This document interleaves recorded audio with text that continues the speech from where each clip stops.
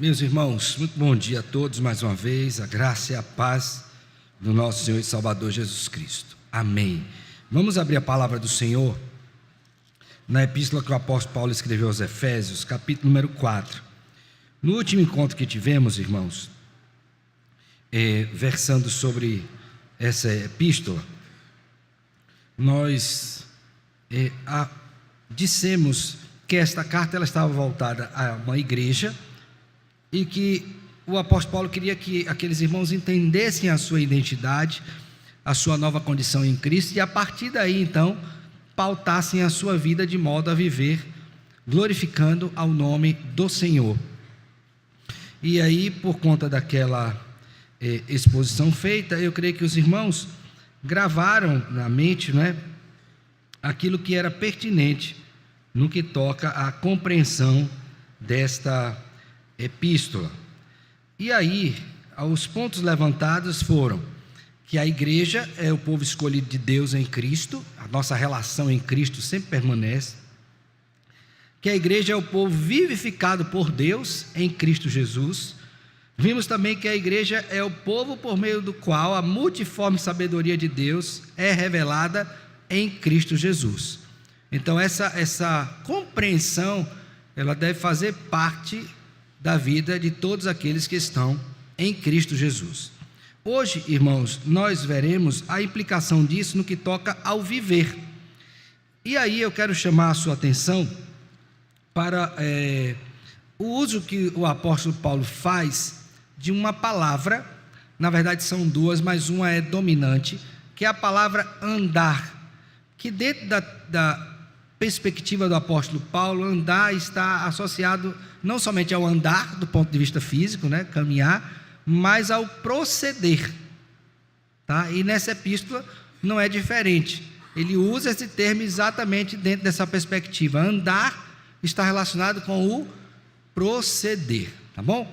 Então nós vamos ver o capítulo 2, verso 2, e depois iremos para o capítulo 4, verso 1, iniciaremos a partir daí, certo?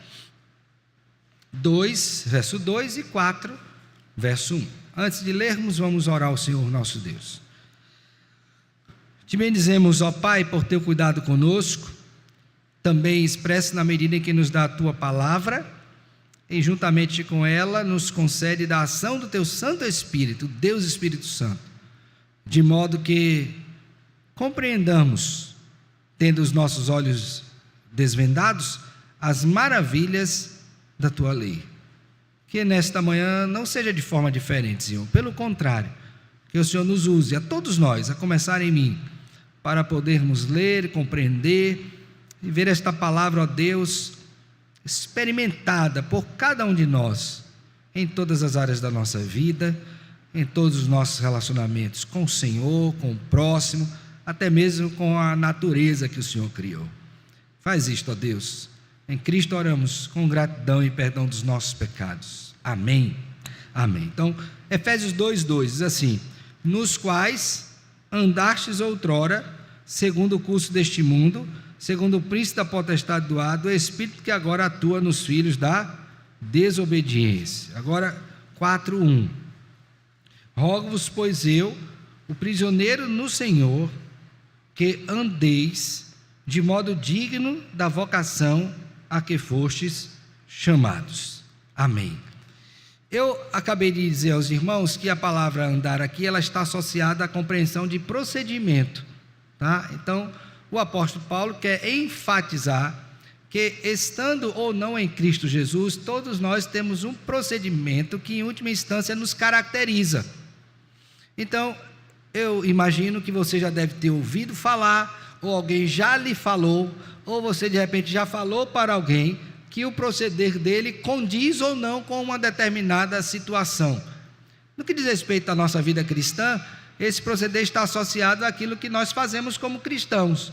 Então é possível que alguém chegue para você e diga: olha, o que você está fazendo não está correto, de acordo com aquele padrão que nós temos em Deus, expresso na sua palavra. Então de repente você falou algo que não era condizente, você expressou até um pensamento também que não era condizente, ou você de repente fez algo que não era para fazer.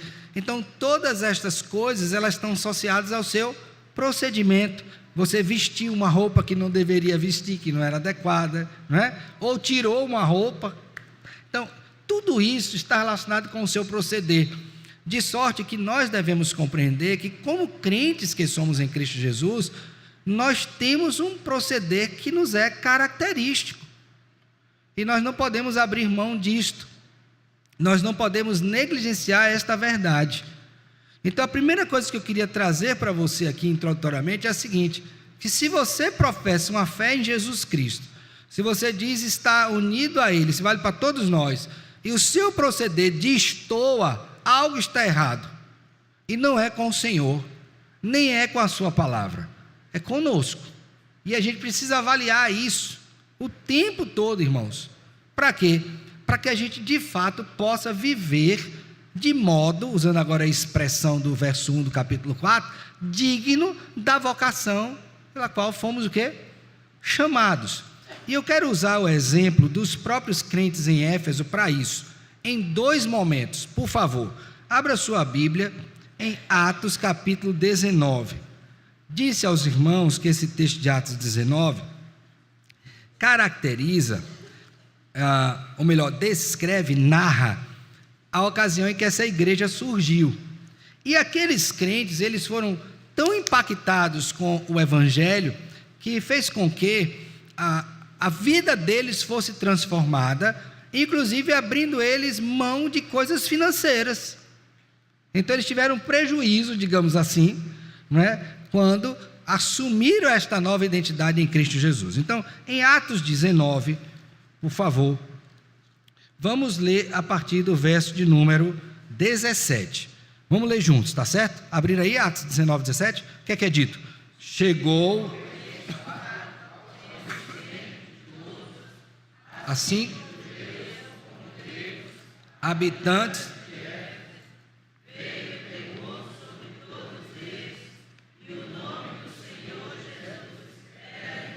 o nome de Cristo era o quê?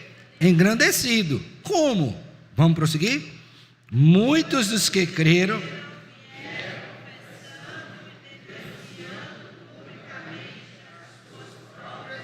então a primeira coisa que caracteriza esse novo viver é a confissão de pecados. Muitos dos que creram fizeram isso, tá? Publicamente. Isso quer dizer que nem toda a confissão ela é pública, mas algumas têm que ser públicas mesmo, ok? Então, confissão de pecados, isso demonstra arrependimento. Mas além disso, uma outra coisa também caracterizava esse novo andar dos crentes. Verso 19, que é dito: também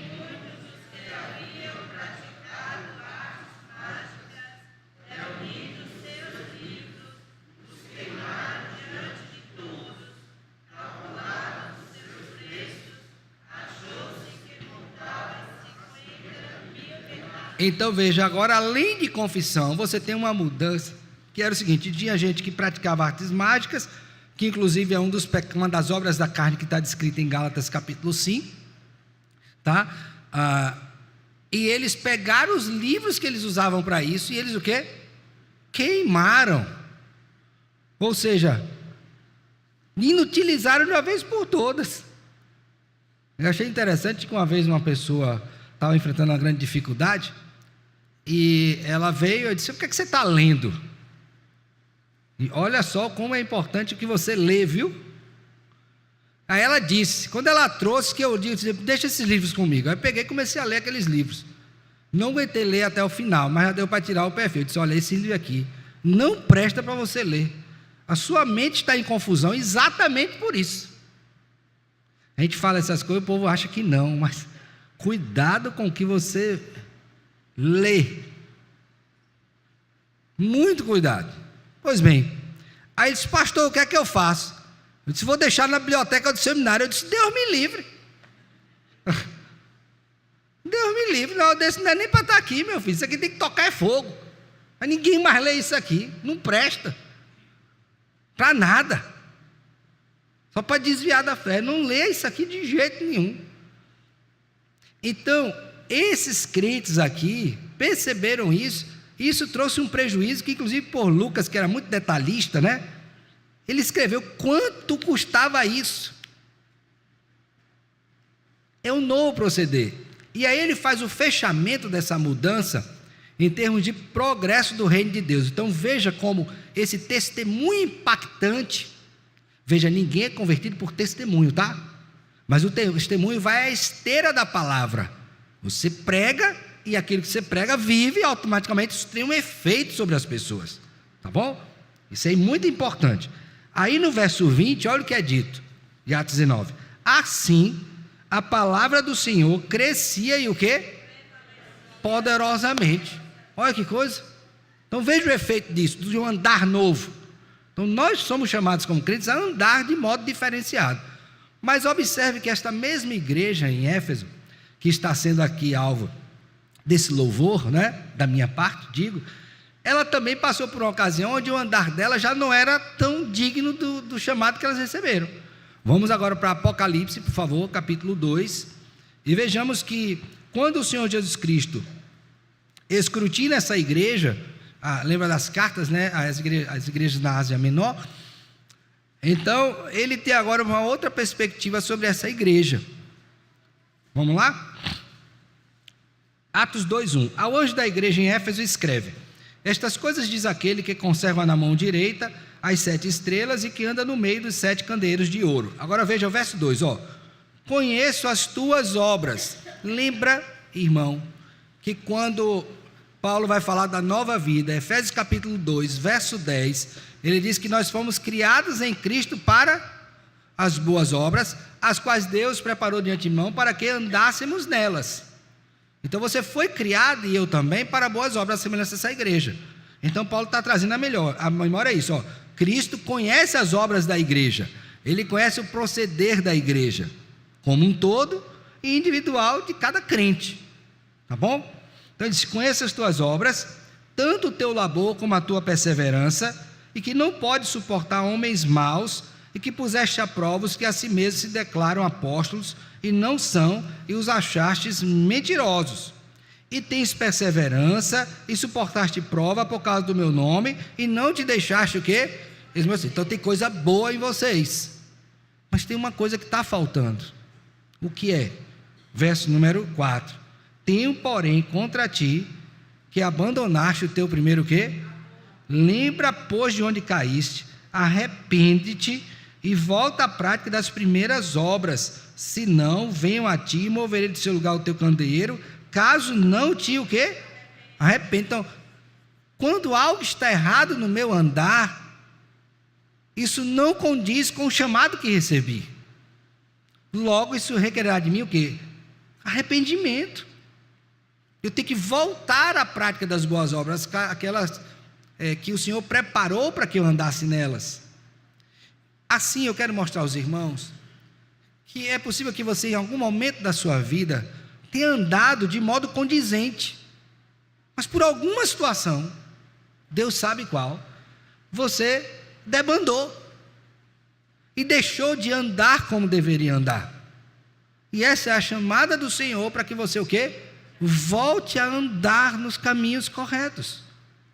Deste modo, em Efésios, dos capítulos 4 a 6, o apóstolo Paulo, fazendo uso dessa palavra andar, vai mostrar 5 atitudes deste andar que nós precisamos ter, tá? Como é que é esse novo andar em Cristo Jesus?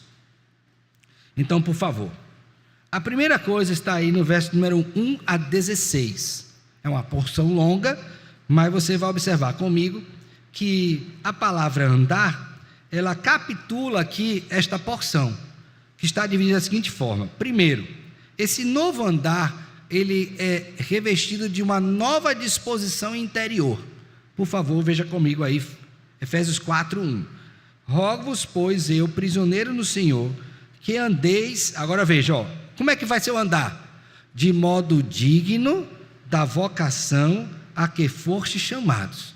Então, há um andar honroso, honrado, de crente. Então alguém diz assim: o crente tem que ser uma pessoa honrada, não é? Sim, em que sentido? No seu andar. na sua forma de proceder como cristão. Ele não deve ser dado a escândalos. É um homem de correção de atitude, de disposição interior santa, pura, nobre. Assim deve ser o nosso andar, irmãos. E Paulo agora vai elencar isto. Veja o verso 2. Como é que é esse andar? Com toda humildade e mansidão. Cada uma dessas aqui cabia um estudo, mas eu vou fazer uma visão panorâmica, então não vou me deter, tá? Posteriormente a gente entra nisso. Com toda humildade e mansidão, com longanimidade, suportando uns aos outros em amor, esforçando-vos diligentemente por preservar a unidade do Espírito no vínculo da paz. Há somente um corpo, um Espírito, como também fostes chamados numa só esperança da vossa vocação. Há um só Senhor, uma só fé, um só batismo, um só Deus e Pai de todos, o qual é sobre todos, age por meio de todos e está em... Então a primeira coisa desse andar é o andar em unidade. O ponto central aqui é exatamente este. Você foi chamado para andar em unidade com o seu irmão. Por quê? Porque você goza desta unidade com Cristo Jesus. Mas para andar em unidade, o que é que eu preciso ser? Humilde, manso, longânimo. Eu tenho que aprender a suportar o outro. Eu tenho que me esforçar para manter esta unidade. Então, há um padrão estabelecido para isso. Então, você como crente tem que entender isso. No contexto da igreja em Éfeso, lembre que eu falei na aula passada, que existia judeus e gentios. Inclusive havia um muro de separação que foi derrubado. Capítulo 2 vai falar sobre isso. Então, o que é que eu preciso entender como crente? Que como crente, para viver e agradar a Deus, para andar de modo digno de crente, uma das características é um andar em unidade, como um só povo. E aí eu acho que a gente já esbarra no nosso primeiro problema, que é exatamente isto. E eu não sei se você está percebendo, né, mas os estudos estão convergindo várias vezes para esse mesmo tópico no que diz respeito à igreja. Ande em unidade, ande em unidade. Inclusive nesse presbitério, inclusive o Samuel pregou, não é, sobre o Salmo 133, unidade. Unidade, unidade. Quando você quer acabar com alguém, divida. Eu não estou dizendo que toda divisão é pecaminosa, tá? Mas a ideia de unidade está presente primeiramente em quem? No próprio Deus. A unidade entre as pessoas da Trindade. Então, espelhando aquilo que está no próprio Deus, eu como igreja devo viver dentro deste padrão. E é interessante que o apóstolo Paulo sabe que para que isto aconteça, nós não temos condições em nós mesmos. Então Deus nos habilita a isto e concede à igreja o que é necessário para que isto aconteça. E a gente se desenvolva de tal modo que cheguemos a uma maturidade cristã. Um homem maduro vive em unidade, né? Uma criança só vive em litígio. Essa é a grande verdade. Então o que é que Deus nos dá? Veja agora o verso 7. E a graça foi concedida a cada um de nós, segundo a proporção de Cristo. Por isso diz, quando ele subiu às alturas, levou cativo o cativeiro e concedeu dons aos homens. Ora, o que quer dizer subiu, senão que também havia descido até as regiões inferiores da terra? Aquele que desceu é também o mesmo que subiu acima de todos os céus, para encher todas as coisas. E ele mesmo concedeu uns para apóstolos, outros para profetas, outros para evangelistas e outros para pastores e mestres, com vistas ao aperfeiçoamento dos santos, para o desempenho do seu serviço, para a edificação do corpo de Cristo. Veja, o corpo de Cristo sendo edificado por meio dos dons. Agora, uma coisa importante aqui, preste bem atenção, é que todos os dons da igreja, eles são orientados pelo dom principal, que está relacionado com a palavra. Então, vamos pensar aqui. Se alguém quer exercer a misericórdia, pode fazer de acordo com os seus critérios ou tem que seguir os critérios da palavra? Da palavra. Se alguém quer exercer o ministério do ensino, pode ensinar o que quer ou tem que ensinar de acordo com a palavra? Se alguém quer exercer governo, tem que governar do jeito que quer ou tem que governar segundo a palavra? Então todos os dons da igreja estão debaixo da orientação da palavra do Senhor e não pode disso fugir, sob pena de ser uma grande tragédia para a igreja. Então não é à toa que, em meio a tantos dons e outras listas que o próprio apóstolo Paulo dá em outras epístolas, ele focou nesta aqui no dom da palavra. Por isso ele cita apóstolo, profeta, evangelista, pastor e mestre. Todos esses são dons exercidos por meio da palavra de Deus. E é no exercício disto que o corpo é edificado. Agora, com que finalidade? Leia agora o verso 13. Porque tudo isso acontece. Vamos lá? Até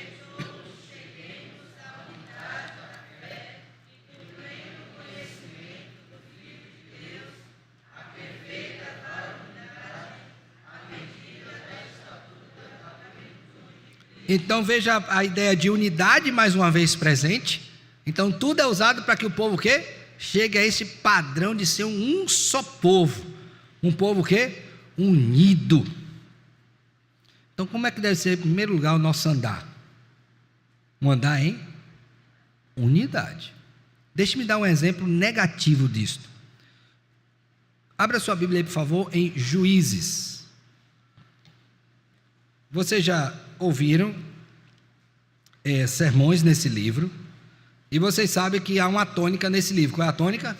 Naqueles dias não havia rei em Israel, e cada um fazia o que achava mais reto. E você sabe também, irmão, que a partir do capítulo 17 de Juízes, você tem ali o que é chamado de, digamos assim, um olhar microscópico sobre a realidade do povo de Israel nesta época.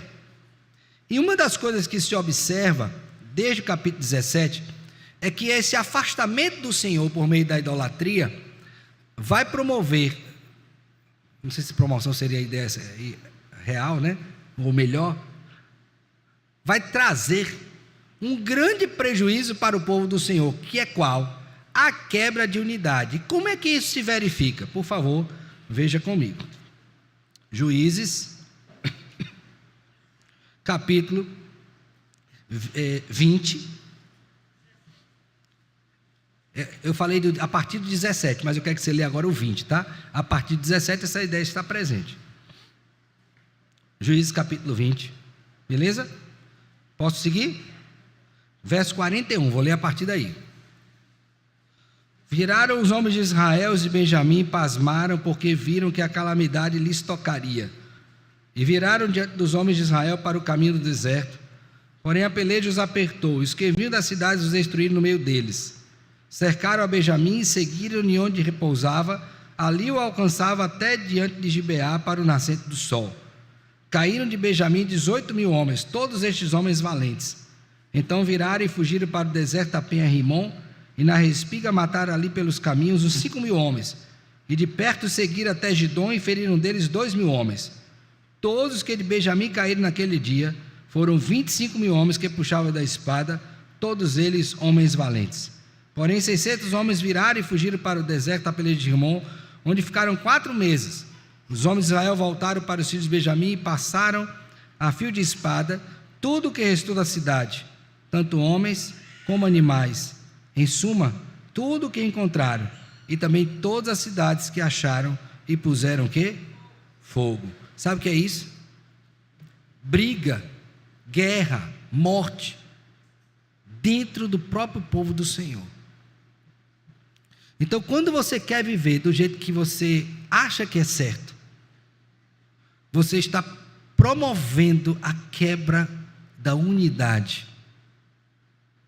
Quer seja na sua família, quer seja no seu ambiente de trabalho, e também na igreja, principalmente. Então Paulo está dizendo para aquela igreja em Éfeso o seguinte: olha, não siga aquele exemplo do passado, onde esse povo fazia o que queria, e o efeito está aqui, morte entre eles, carnalidade. Vivam, andem, se comportem como um povo unido. Façam isso. Então, o primeiro aspecto desse andar é andar em quê? Em unidade.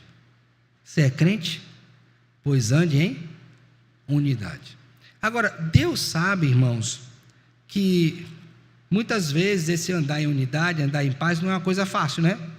Então, em Romanos, por favor, abra sua Bíblia, capítulo 12, o apóstolo Paulo direciona-nos para um conhecimento importante nesse sentido. Romanos 12, verso 14, vou ler a partir daí. Abençoai os que vos perseguem, ó. Abençoai os que vos abençoai, e não o que? Amaldiçoeis. Alegrai-vos com os que se alegram e chorais com os que...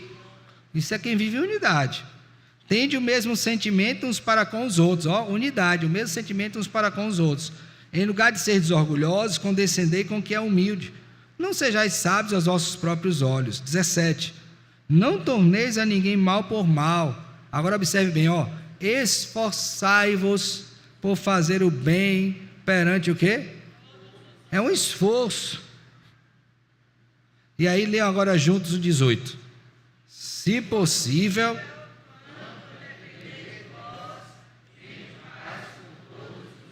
Pronto, então, ele está dizendo que vai ser possível manter unidade com todo mundo? Não, em alguns casos não será possível, mas a minha atitude deve ser a de buscar manter. Então, eu não sei quanto a você, mas no que toca a mim, você deveria dizer assim, eu vou procurar viver para manter o quê? A unidade. Eu vou me comportar para que isso aconteça, eu vou procurar ter em Cristo as disposições necessárias, me refiro a disposições interiores para que isso aconteça, tá? Então, primeiro andar em unidade. Segundo, voltemos lá para o texto de Efésios, agora verso 17. Agora você tem uma outra unidade, também orientada pela palavra andar, tá? Que é andar em santidade. Diga aí, meu querido irmão, antes da gente ler. Efésios 4, 17, nós vamos ler, tá? Do 17 ao 32. Pastor, bom dia. Bom dia, meu filho. E pastor, este caso de Juízes, no qual as demais tribos de Israel se voltaram contra a tribo de Benjamim, em razão daquele caso do estupro da concubina do Levita. Isso. Concubina. Aquilo que as demais tribos fizeram pode ser encarado também numa perspectiva de disciplina do Senhor sobre a tribo de Benjamim? Sim, com toda certeza. Deus se vale dos seus instrumentos. Nem sempre quer dizer que tais instrumentos estejam corretos. Exemplo bíblico: Deus se valeu de povos ímpios para disciplinar o seu povo, os assírios, os babilônicos. Agora também Deus retribuiu a tais povos a medida de excesso deles, lembra? Então, se por exemplo eu estou sendo usado por Deus para lhe disciplinar, ok, ele vai ser disciplinado, mas se você exceder a medida, você também vai se responsabilizar pelos seus atos. Tanto é que o povo respondeu por isso, posteriormente. Então, Deus pode sim usar esses meios? Pode, em sua providência ele pode fazê-lo. Agora, isso não quer dizer que o fato de eu dizer, estou sendo usado por Deus, estou isento da minha responsabilidade em meio a esta ação. Ok? Leia o profeta Abacuque, que você vai ver os ais que estão lá no capítulo 2, exatamente contra o povo que excedeu a medida diante do Senhor. Lê o profeta Obadias, que você vai ver outra medida disso também, do povo que ficou de braço cruzado, dizendo bem feito, quando o povo estava sendo humilhado, os edomitas. Então tudo isto mostra que, sim, de fato, pode ser usado, mas eu ainda sou responsável pelos meus atos, mesmo diante de tal uso. Pastor, outra coisa, em relação à questão das divergências que podem acontecer no seio da igreja, quer do ponto de vista relacionado a questões doutrinárias, quer do ponto de vista de condução de ações administrativas. Beleza. Até que ponto a divergência ela é bem-vinda e não compromete a paz? Às vezes pode ocorrer de que aquele que está sendo recepcionado daquela advertência, quer do ponto de vista doutrinário ou administrativa, não encare na perspectiva madura e correta. Perfeito. Sendo que aquele que está advertindo está agindo corretamente em zelo a palavra de Deus e zelo a igreja. Então, até que ponto essa condução ela mantém a paz e depois de quando ela transgride a paz no seio da igreja? Tá. É importante que a gente entenda que a paz ela é estabelecida com a verdade. E o nosso Deus é o Senhor do exército. Então, por vezes, também haverá necessidade de força. Porque a nossa noção de paz, que vem de pacifismo, é uma paz que não tem compromisso com a verdade, não faz uso da força. Está errado. Isso não é bíblico. Então, nesse sentido, eu devo caminhar com o meu irmão sempre com a verdade. E a outra coisa importante é, observe sempre o 5º mandamento, que dentro desse relacionamento, quer seja de igual, superior ou inferior, regula, inclusive, quando está errado. Por exemplo, o nosso catecismo maior estabelece que quando o inferior vê o superior em erro, tem um modo próprio de abordagem. Quando o superior ouve uma repreensão, entre aspas, do inferior, ele também tem um modo próprio de receber isso. Agora você usou uma palavra-chave aí, importante nisso tudo: maturidade. Quando falta maturidade, aí é necessário trazer árbitros exteriores. Não estou falando de ímpios, mas dentro da igreja. 1 Coríntios 6. Porventura não há entre vós um irmão sábio que possa julgar na irmandade? Então tem situações que extrapolam, vamos supor, eu e você discutindo. Chega a um ponto que não tem como a gente resolver mais. Então eu preciso de uma força exterior, imparcial, verdadeira, que possa atuar mediano. Evódia e Sintique é um exemplo. 1 Coríntios 6, que citei agora, é outro exemplo. Ok? Então, nesse sentido, a gente precisa usar esses expedientes bíblicos para isso. E no caso da nossa igreja, nós temos ainda o artifício constitucional, né? Que são o recurso às instâncias superiores. Então, se numa instância inferior não resolver, eu posso mandar para a superior, chegando até o que é chamado de tribunal de recurso da nossa igreja para resolver esta demanda. Então, temos que percorrer esse caminho aí. Tá bom?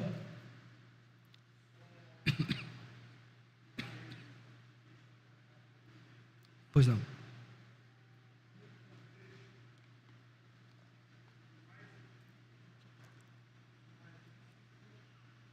No contexto que mais implica, o senhor pode falar assim, porque eu não sei o que aconteceu. É isso, obrigado.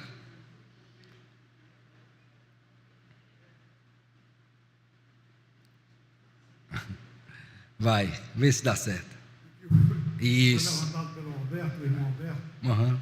O que mais implica, o que mais complica, é uma palavrinha-chave. Uhum. A inverdade, ou seja, a falta de verdade. Sem verdade não estabelece paz, né? Tem como. Então isso é importantíssimo. Aqui, meu irmão, por favor. Aí, meu santo.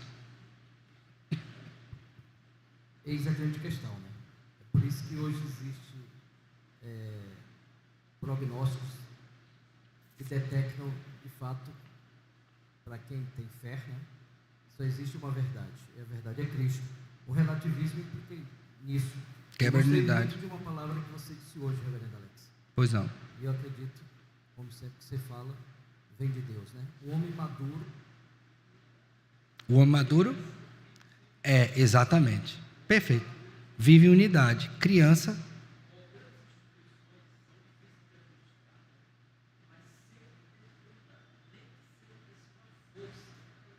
Exatamente. Exatamente.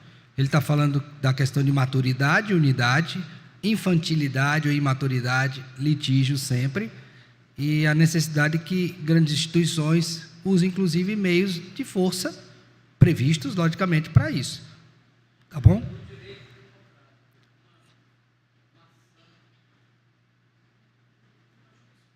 Uhum. Isso. Todos. Exatamente. Ok? Então, andar em unidade. Segundo andar em santidade. Efésios 4,17, observe aí. Vamos aí do verso 17 até o verso 32, que é o final deste capítulo, tá? Então, aqui o apóstolo Paulo começa fazendo algumas coisas, eu vou pegar os blocos, tá? Primeiro, ele estabelece como era o andar antes de Cristo. Em impureza, em impiedade. Note aí comigo, ó. Isto, portanto, digo e no Senhor testifico, que não mais andeis como também andam os... Como é que eles andam? Pode ler a partir daí, vamos lá? Na vaidade... Prossegue até o verso 19. Obscurecidos.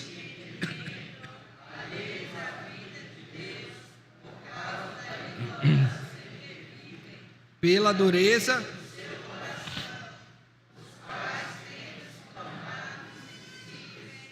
Se entregaram para com avidez cometerem.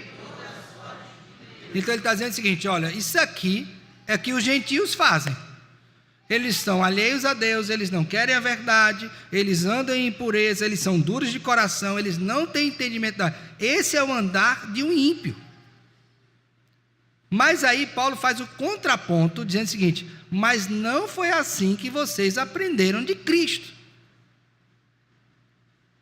Interessante isso aqui, eu estava pensando, né, irmãos? Eu disse: meu Deus, será que nós de fato aprendemos de Cristo? Porque é o que está no verso 20. Mas não foi assim que aprendestes a Cristo. Não foi assim que nós fomos chamados para viver, para andar. E aí Paulo faz o uso aqui de um aspecto retórico bem interessante e que deve nos levar à reflexão. Ele diz assim, ó: se é que de fato... Então ele está levando você a questionar a sua relação com Cristo. Se é que de fato o tendes ouvido, nele fostes instruído, segundo é verdade em Jesus. Então, quando eu não estou andando em santidade como deveria, o que eu tenho que questionar? O que é que eu tenho que questionar? A Bíblia? O mundo? O pastor, que é o culpado? Pode até ter a parcela dele, né? Mas não é isso que Paulo fala. Você ouviu mesmo? Você está mesmo? Esse é o ponto. Essa é a avaliação que eu tenho que fazer. E aí agora ele vai mostrar como é esse andar novo. Veja o verso 22. No sentido de que, quanto ao trato passado, que é o trato passado, o seu proceder sem Cristo. Vos despojeis do velho homem, que se corrompe segundo as concupiscências do engano, e vos renoveis no espírito do vosso entendimento, e vos revistais do novo homem, criado segundo Deus, em justiça e retidão, procedentes da... Agora preste atenção, o que é que ele está dizendo? Tire o velho e bote o novo. Agora esse tirar começa onde? Por favor, veja o verso 23. No espírito do vosso o quê? Olha, uma coisa que eu fiquei pensando nisso aqui. Quando alguém tem algum problema, dificuldade em andar em santidade, a primeira coisa não é olhar para fora, é olhar para dentro. E aqui, na cabecinha dele tem alguma coisa que não está batendo bem. E eu não estou dizendo que está doido não, viu? Não dizer que está doido, né? Ele não entendeu ainda o que é ser crente. Ele não entendeu ainda o que é que Deus deixou para nós em Cristo, no sentido de que a gente possa ter essa vida que é demandada de nós. Exemplo, vamos ver aí, capítulo 1 de Efésios, verso de número 3. Alguém lê aí, por favor. Bem alto, tá? Efésios 1, 3. Pode ler.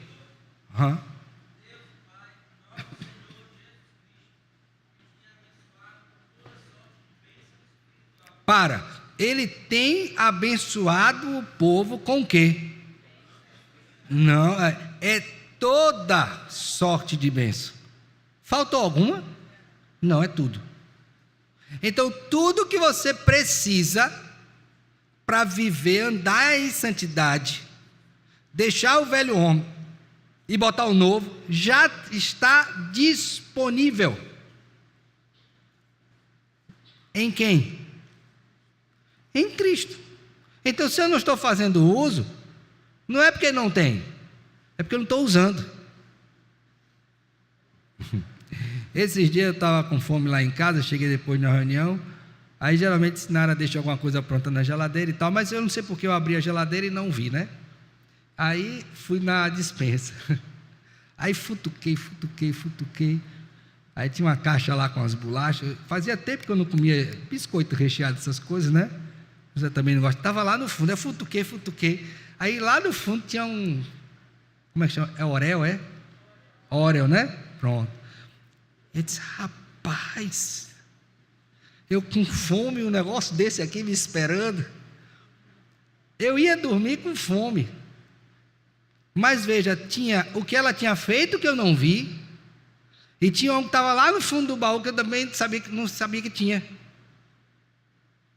Espiritualmente, muitas vezes faz do mesmo jeito, irmãos. Tudo que é necessário para a nossa vida de santidade já está disponível em Cristo. Está lá um depósito de bênção. Pega esse negócio e usa, meu filho. Clama a Deus. Ora. Está disponível. Você não está usando. Então não é falta do recurso. É mau uso dele. Ou quem sabe você não usa. Por isso que está disponível. Pastor, diga, uma meu dúvida. A quem recorrer, se por acaso a gente tiver uma desavença com algum irmão em Cristo, mas que seja de outra denominação, por exemplo, entre um presbiteriano e um batista. Eu já presenciei algumas coisinhas entre irmão da Assembleia de Deus e um presbiteriano. Em relação a vários motivos. Cada quem achando que está correto no seu pensamento. Aí há quem recorrer. Ou a gente recorre ao nosso conselho e eles lá têm o modo deles também. Mas para intervir nessa relação, nossa igreja, ela tem uma comissão que é de relação intereclesiásticas. Sabia disso? Nossa denominação tem. É a CRI, né? Comissão de Relação Intereclesiástica, ou seja, no âmbito maior você tem isso, né? Denominações diferentes.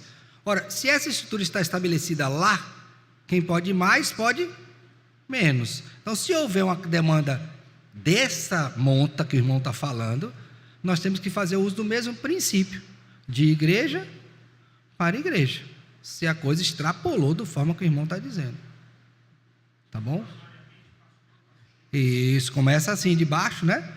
Irmão, pastor, não deu, vai até chegar à denominação. Entendeu? Usa o mesmo princípio. Certo? Mas tem solução. Quando a gente se aproxima de Deus, na cruz de Cristo, tem solução. O problema está na falta do que Paulo disse, né? A humildade aqui, a primeira coisa que ele falou, andar com humildade. Às vezes é difícil admitir que errou, né? Então quebra isso. Ou então não entende, é um entendimento, agora há pouco. Então entender o pensamento todinho da pessoa, não é assim, demanda tempo. E às vezes tem que sofrer o dano, ó. Ainda tem isso. Às vezes tem que sofrer o dano, abrir mão de direito, só não pode dar verdade, porque não é nossa. Aí eu vou negociar a verdade, é sua? Não, você não negocia que não é seu. Verdade não se negocia, porque não é sua. Ela foi lhe dada, mas não é sua, não é sua propriedade. Lembra disso. Então tem essas instâncias, tá bom? Espero em Deus que nunca cheguemos nisso, né? Mas vamos lá, andar em santidade. Então, eu imaginava como eu era antes, entendo agora como deve ser o novo. Aí Paulo dá a estrutura de mudança. Tira o velho, põe o novo pelas razões corretas. Vamos ver um exemplo? Efésios 4, 25. Vamos ver um exemplo, ele dá vários. Vamos ver aqui um, tá? Para você pegar a estrutura. Qual é a lógica? Tira o velho homem, bota o novo homem pelo motivo correto. Isso aqui não é comportamentalismo, não é Skinner, não é psicologia. Lembre que essa mudança ela está fundamentada anteriormente pela mudança do coração. Nenhuma teoria secular propõe isto. Ok? Então cuidado com essa ideiazinha aí que mudar comportamento é de fora para dentro. Não, meu filho, de dentro para fora. Primeiro você muda o coração, muda a mente, depois você muda o comportamento. Se não mudar dentro, de fora, a mudança será temporária. Isso é sério, hein? Ok? Então, se não mudar dentro, a mudança de fora será o quê? Temporária. Aí tem gente que se engana, não vai funcionar. E não adianta tomar pílula para mudar coração, porque pílulazinha não muda coração, viu? O máximo que você vai conseguir é dormir um bocado. Se conseguir, porque alguns tomam e não dormem. Porque não muda a alma. Cá entre nós, tá? Eu vou dar um exemplo, eu vou falar. Verso 25. Deixe a mentira, fale cada um a verdade. Quer que eu tenho que deixar? Quer que eu tenho que falar? E por que eu tenho que fazer isso? Com o seu próximo, porque somos membros uns dos outros. Então, o que é que eu deixo de fazer? O que é que eu passo a fazer? E por que eu tenho que fazer? Tá bom? Agora vamos dar outro exemplo. Cleptomania. O que é cleptomania? Sabe o que é? Isso tem no CID. É roubo. Doença do roubo. Aí o povo chama de doença. A Bíblia dá outro nome, bonitinho. É pecado. Não furtarás, 8º mandamento. Ok? Pecado não é doença. Pecado é mal moral. Agora, pecados adoecem. Ó. Pecado não é doença. Mas pecados adoecem. E muito. E muito. Tá bom? Então, vamos lá. Vamos pensar aqui numa outra situação. Verso 28. Aquele que furtava, pare de furtar. O que é que ele tem que fazer? Aí você vai nas prisões do Brasil. Quem roubou está fazendo o que lá? Com raríssimos casos, né? Às vezes tem um trabalho lá interno. Um trabalho que vai ficar o dia todinho lá dentro. Vai mudar o quê? Primeiro que ele tem que ser regenerado. Segundo que ele tem que começar a fazer o inverso. De lá de dentro ligando para você pedindo Pix. Cadê o Pix? Você já recebeu uma ligação dessa? Está tendo tempo de fazer o que não deve. Devia estar fazendo o que deve. E além disso, ele vai pegar o suor do trabalho dele, digno porque trabalhou, e agora ele vai ser generoso. Tem coisa melhor para um ladrão do que trabalhar e ser generoso? Olha aí o verso 28, por favor. Fazendo com as próprias mãos o que é bom, para que tenha com que acudir ao... Rapaz, olha, um ladrão para ser generoso, como fruto do trabalho dele. E agora cuidado com aquela institucionalização de profissões que não são profissões, né?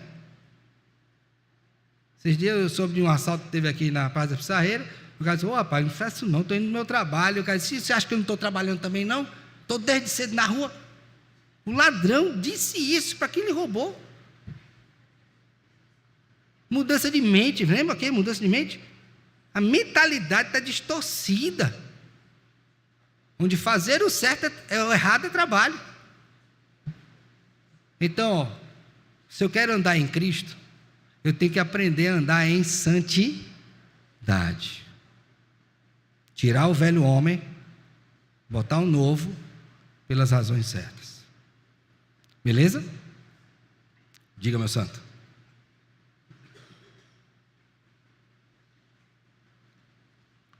Faltam 3 ainda, viu? Mas a gente vai lá, viu? Pastor, na sua avaliação, não existem doenças como, por exemplo, psicopatia, sociopatia, que redundam em comportamentos reiteradamente criminosos, assassinos. O senhor acredita que isso não existe? Eu acho que existe, está em Gênesis 4. O primeiro psicopata, entre aspas, está lá, Caim. Depois o filho dele, o cara pisou no pé dele e matou. Você conhece gente violenta desse tanto? E não matou no tiro, não. O requinte de crueldade foi maior, foi na paulada. Então tá aí. Agora o problema é que a gente usa uma categorização médica e não bíblica. E como eu categorizo do ponto de vista médico, eu enquadro como doença. Se é doença, ele não tem responsabilidade. E aí o problema agora fica criado. Porque se eu digo para ele, você é doente, eu digo, pô, você vai ser disciplinado da igreja. Não posso não, porque eu sou doente. Alguém já foi disciplinado por estar gripado? O pessoal dos irmãos aqui teve câncer, foi disciplinado porque teve câncer? Não. Então doença existe sim. Mas doença é doença, pecado é pecado. E eu tenho que entender que dentro da constituição humana, Deus me criou com a parte material, que é corpo, que por conta da queda está debaixo dos efeitos de pecado e miséria. E tem a parte alma. Essas duas são existentes, reais, e podem estar interconectadas. Por isso que eu disse, olha, pecados concebidos na alma, materializados pelos membros do corpo, adoecem. Mas eu não posso dizer que pecado é uma doença. Isso é um problema seríssimo que nós estamos enfrentando hoje. Seríssimo. E aí, leiam depois um livro, já te passo, Sociedade Sem Pecado. Leia esse livro, por favor, leia este livro. John MacArthur, Cultura Cristã, se eu não me engano. Leia este livro, Sociedade Sem Pecado. Leia este livro. Quem quer falar? Diga, meu filho. Pastor, indo para um patamar menor do que o Alberto falou, a própria questão da ansiedade, que muito passa despercebido no meio daí, que muitos consideram como se fosse de fato uma doença, mas a Bíblia trata como pecado também. É lógico. Quem é ansioso adoece. Eita, rapaz, agora eu comprei um problema grande, não foi? Porque você passou a vida toda ouvindo que ansiedade é doença. Eita, Jesus. O ansioso adoece. Veja a cabeça de alguém que está preocupado. Ansiedade, a tradução é simples na Bíblia, é preocupação. Pega uma pessoa preocupada e vê se ela não adoece. A primeira coisa que vai baixar nela é a imunidade. Vai ter medo. Aí, meu filho, você pode preparar a lista que vem desenrolada, que é grande, a partir disso.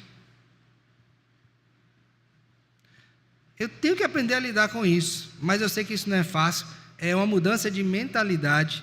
Eu não estou falando aqui embasado das minhas cogitações, irmãos, por favor, não tenham como dessa forma, mas é na escritura e naquilo tudo que é produzido, inclusive na literatura médica. Tá? Pega um livro de psicologia, Introdução à Psicologia, e lê lá. Primeiro problema que eles têm é definir se tem uma psicologia. Aí tem um livro que não é cristão, que o termo é psicologia, aí tem um S destacado. Por quê? Porque são várias. Qual que você vai escolher? Cada abordagem tem uma percepção do homem diferente, do seu problema e da sua cura. Qual que você vai ficar? Eu prefiro aqui, que não mudou nunca. Ainda lá você tem outro problema, né? Que é de descendência e dissidência. É quem vem depois e por que veio depois. Porque às vezes ele veio, é filho daquele, mas discorda em algum ponto. Aí você tem outro problema de desdobramento. Se você for catalogar hoje, você acha no mínimo aí umas 500 escolas. Qual que você vai ficar? pessoal vai para mim, pastor, eu estou querendo fazer psicologia. Eu disse, faça, meu filho, mas primeiro você tem que fazer um bom curso de antropologia bíblica, porque senão você vai se arrasar lá dentro. Não tem base. E isso não é só para psicologia não, é para qualquer outra área do saber. Falta de cosmovisão bíblica vai atrofiar sua mente. Também, Criados à Imagem de Deus, Anthony Huckman, lê esse livro. Humanidade, é outro da cultura cristã também. Pois não.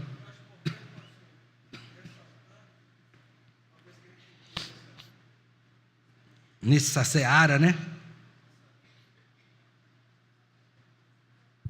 Isso. Essa importante seara é questão das bases em que a psicologia, daí a sugestão de ler Sociedade Sem Pecado de John MacArthur, as bases nas quais a psicologia está firmada, irmãos.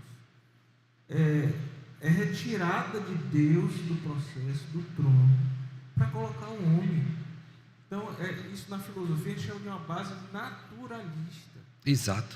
Então, retira-se a palavra, tira tudo que é metafísico, ou seja, tudo que aponta para Deus, que aponta para Transcende. e coloca tudo no nível horizontal.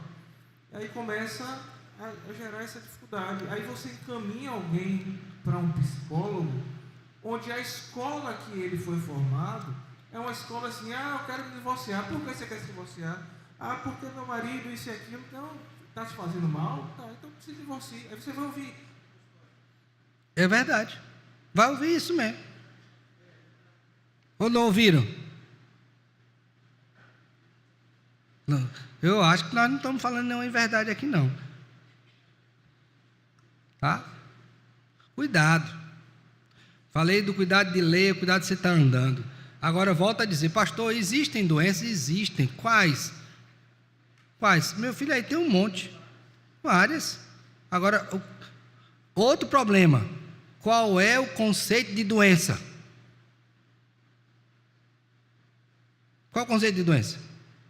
O da OMS? Que é um perfeito estado de bem-estar físico, social, mental, cultural. Rapaz, se for desse jeito, se for pegar tudo que está ali, no Brasil só tem doente, porque bem-estar social, cadê? E o conceito não passa pelo conceito de pecado, pior ainda. E que coisa! Então eu tenho que ser muito criterioso. Né? Pastor, me permite, pastor? Por favor. Desculpa, eu não costumo interromper. Fique tranquilo. Porque o assunto é tão importante para a igreja. A gente vai para o manual brasileiro, que é usado no Brasil para doenças, que é o CID. Temos o CID. Se formos para os Estados Unidos, nós temos o DSM, que é o Manual de Doenças Mentais dos Estados Unidos. Quando a gente muda do DSM-4 e atualiza para o DSM-5, há uma mudança importante. Como foi mencionado algumas doenças aqui, então vamos pegar qualquer uma delas. Psicopata. Para o cara ter um transtorno de psicopatia, ele precisa atender 10 espectros aqui, 10 características. Primeira, segunda, terceira. Aí no DSM-4, ele tinha que atender as 10 para ter aquela determinada doença. Quando muda para o DSM-5, por causa do lobby da indústria farmacêutica, porque hoje em dia assim, estou sentindo tal coisa, toma remédio psiquiátrico para o povo ficar do jeito que está aí hoje, né? Piora, vem melhorar, piora, né? E aí, ao invés de você ter que seguir, né, ter aquelas 10 características, se você tiver 3 delas, 4, você está com um transtorno de espectro tal. Você não está com a doença, mas você está com a doença. Porque eles arranjaram um jeito de dizer que você está doente. De lhe enquadrar. Que você está doente, sem você atender todos os espectros, porque isso vai vender mais remédio na farmácia. E aí que está, uma sociedade patologizada. Daí ler o livro, que é libertador, né? Entender que nós temos, como o senhor tem pregado agora pela manhã, tudo em Cristo na sua palavra. Né? Não estou jogando os remédios todos fora, porque há remédios que nós precisamos realmente tomar, mas muito cuidado, muito zelo, né? para lidar com isso, especialmente com as doenças mentais, chamadas doenças mentais. Conversa com a irmã nossa aqui, eu nem pedi a ela para falar, a irmã Rosângela, conversa com ela lá para ver, tá? Procura essa irmã e converse lá, ver a experiência dela. Tem uma irmã aqui, a irmã também não pedi para falar, a irmã Luzineide, conversa com ela lá também para ver. Eu fiquei espantado, na época eu morava na Bahia ainda, eu fui no hospital psiquiátrico que tem lá, na Avenida Presidente Dutra, sendo em feira, né? E eu fiz a pesquisa lá para saber quem eram os doentes daquele hospital, porque, rapaz, era muita gente. E tinha uma conhecida nossa que era nutricionista lá, então facilitou o acesso como pastor e tal. Aí, nessa catalogação, mais de 70% eram egressos de igrejas neopentecostais, já tinham passado na experiência neopentecostal. Eu digo, misericórdia, então aqui é o lugar dos crentes, eu vou fazer o culto aqui agora. Porque os crentes estão ficando doidos. Está tudo aqui dentro. Aí nessa coisa eu fiquei pensando em duas coisas. Primeiro, o triste efeito de falsas doutrinas na vida de uma pessoa. Nós estamos longe de saber o desastre que pode ser sua vida se você ingressar, não aceita.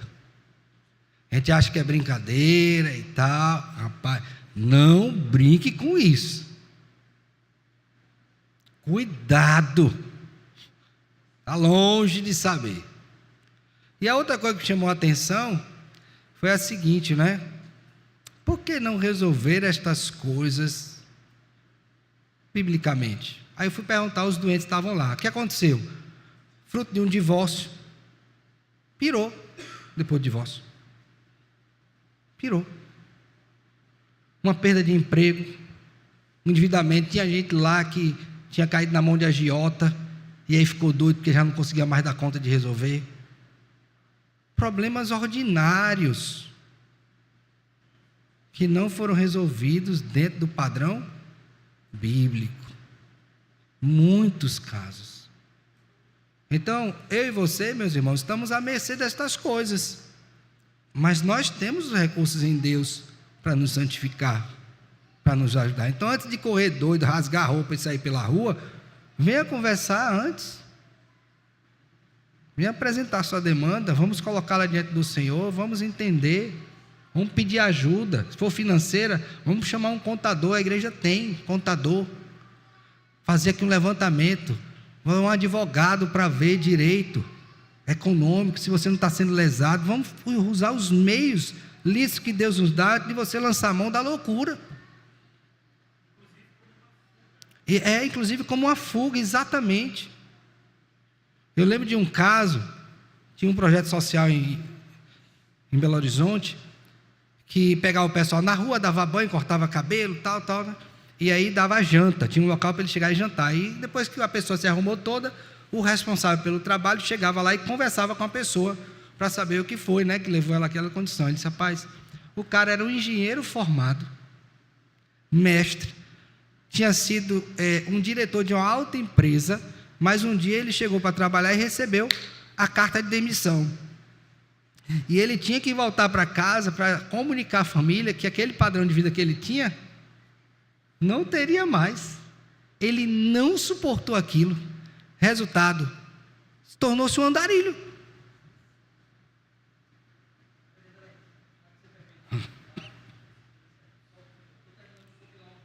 Aham.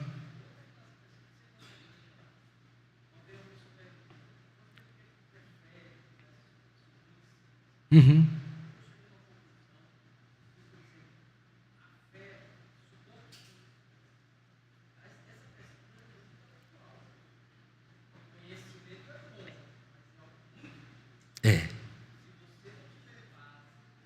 Em Deus não segura.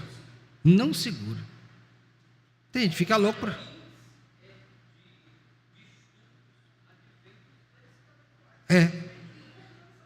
Exato. Então assim, meu irmão, andar em santidade não é uma coisa fácil. E é uma questão de mudança de quê? De mente. Lembre de Romanos 12:1. Não vos conformeis com este século, mas transformais pela renovação da vossa mente. Cativa a palavra. Você não foi chamado para viver com outro farol que não seja a Escritura. Lâmpada para os meus pés e luz para o meu caminho. Balize-se nisso, irmão. Esse vai ser o seu diferencial nesse mundo caído. Não vá por outro canto. Vai se perder, vai sofrer, vai ver outras pessoas que amam você sofrendo. Então, andar em santidade. Eu vou acabar aqui e falar só do andar em amor, e a gente finaliza e deixa a última para depois, tá bom? Vamos ver o capítulo 5, verso 1. Agora, a outra palavra, amor, andar, capitaneia amor.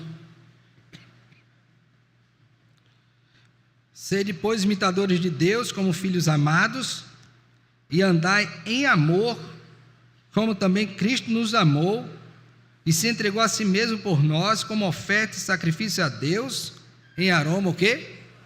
Então, o próximo aspecto do andar é andar em amor.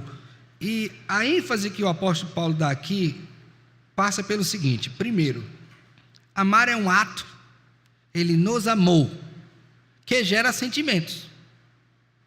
Foi um ato de obediência. Ele nos amou de uma vez por todas. Então, decida amar. Ok? Amar se aprende. Então, essa decisão de amar.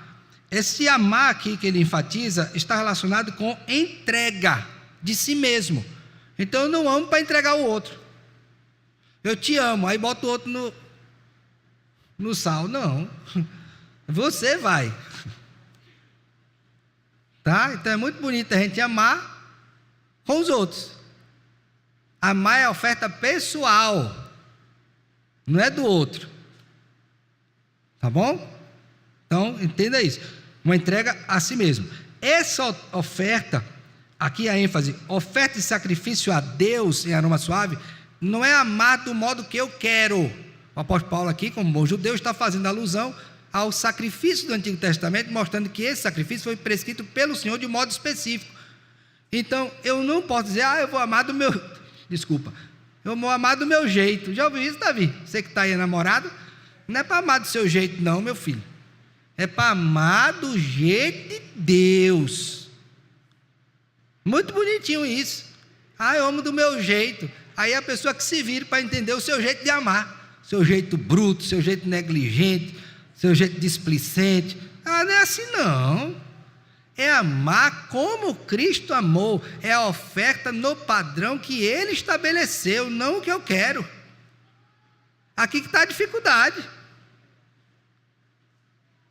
Isso implica que não somente eu tenho que me submeter a isso, mas a pessoa que é alvo deste amor tem que também saber esperar o amor que Deus quer que ela espere, porque de repente a expectativa pode estar errada. Ela quer um amor seu. Começou a namorar, Davi, você vai ser o exemplo agora de novo, tá? Aí Davi chega para a irmãzinha e diz: minha filha, você não me ama, então me dê uma prova de amor. Ela vai te dar todas, depois que você casar. Todas que forem lícitas no Senhor. Antes não. É prova de amor não dar a prova de amor. Entendeu? Então não é só eu amar do jeito que eu acho, não. É amar como Deus estabeleceu, aquilo que é agradável a Deus. Fora disso, meu filho, não é amor não, viu? O povo até pode dizer que é, mas não é. Então como foi que Cristo fez?